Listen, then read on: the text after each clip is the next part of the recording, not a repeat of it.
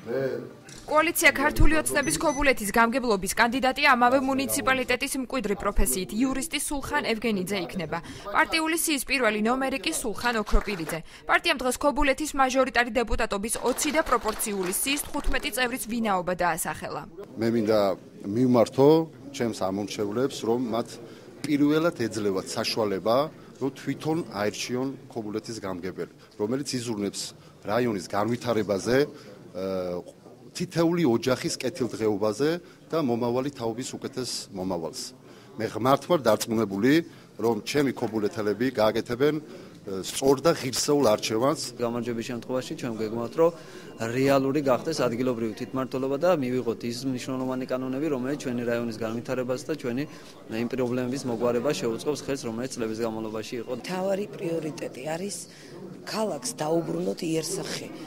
მისი ბედნიერი მომავალი, ხალხის სიმშვიდე, უსურვოთ ყველას, რომ მივიღოთ სწორი გადაწყვეტილება, რომ ერთად ავაღორძინოთ ის, რაც დაინგრა ამდენი წლის განმავლობაში.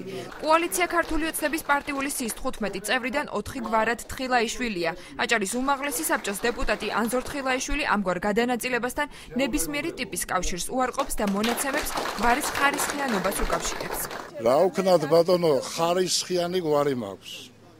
4 თხილაიშვილი იყრის, იმიტომ რომ დიდია გვარი ძალიან და მხოლოდ ამ 4-დან 2-ია ჩემი პარტიის წარმომადგენელი.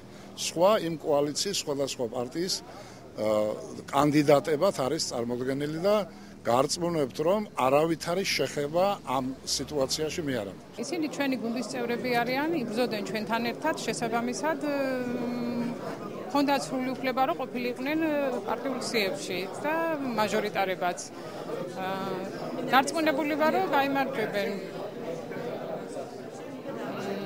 ერთ-ერთი სიის წევრი არის სანძორის შვილია, მაგრამ ეს ახალგაზრდა ჩვენი გუნდის წევრი არის, იბრძოდა ჩვენთან ერთად, ღირსეული ახალგაზრდა. ქობულეთის მუნიციპალიტეტში კოალიცია ქართული ოცნების სახელით თვითმმართველობის არჩევნებში გამარჯვებისათვის 5 ქალბატონი იბრძოლებს. საარჩევნო სიის პრეზენტაციას ქობულეთის მაჟორიტარი დეპუტატი საქართველოს პარლამენტში ფატი ხალვაშიც ესწრებოდა.